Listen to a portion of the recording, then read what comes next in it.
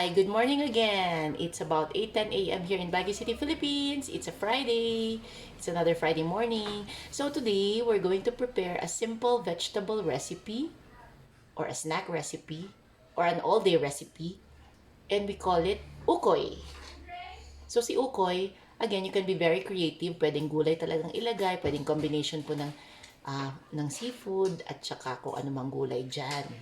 Okay, ano yung mga ingredients po natin? We would need 1/2 po na cornstarch.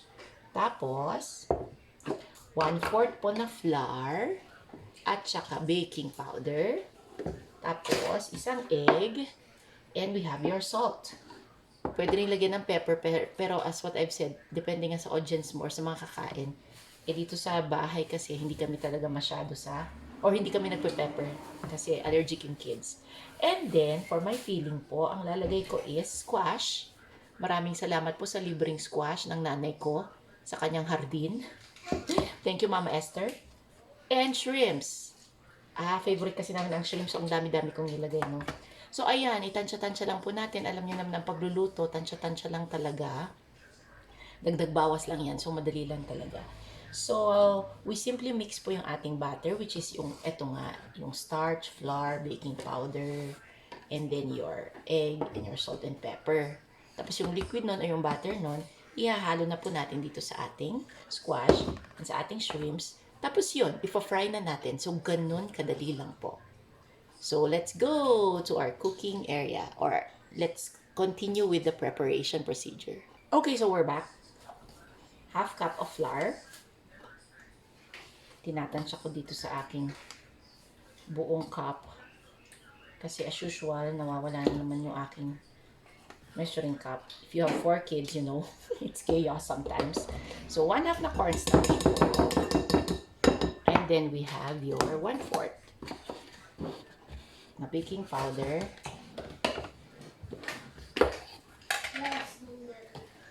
So, i-mix nyo lang po actually yung inyong mga dry ingredients. Yan. O, tinatsa-tansya. Tapos, yung flour natin. Na 1/4 din. Okay. Wow. Sakto lang. And then, then we mix them. And po, mix. And then, put your egg. Kumuha po ako ng mas malaking egg kasi feeling ko parang ang konti-konti nung nilagay ko po.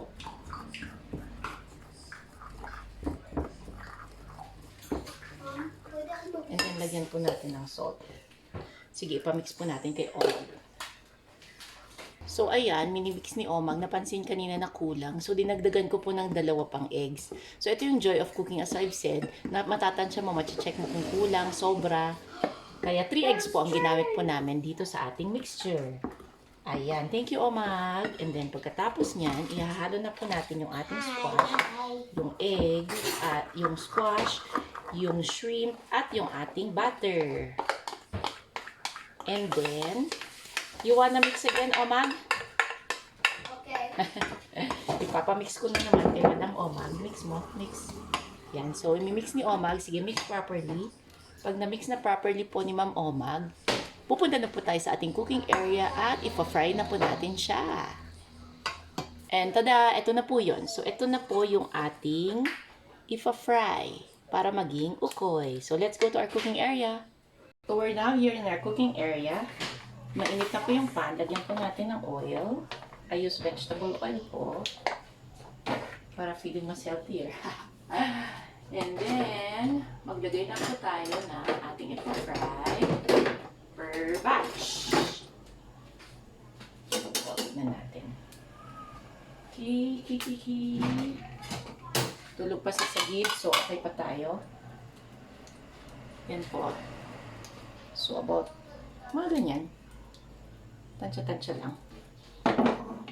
Mainit ka na ba? Oo, mainit ka na ba? Yan, so, try natin. I can't eat my finger.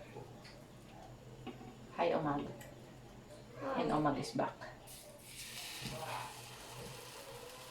I'm watching.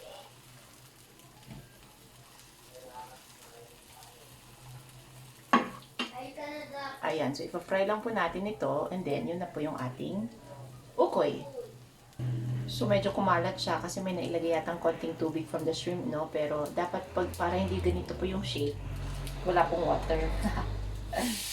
But anyway, masarap pa rin. Yon. So, inikot ko na po siya. Then, hayaan lang natin maluto. Parang yung ginawa po natin na video po dun sa homemade pancakes natin. So, ganoon din ang pagkakaluto. Parang pancakes lang po. Na-fry natin and brown. Okay, check natin ang kabila. Ayan. Si shrimp, mabilis naman talaga siyang maluto. So, yan.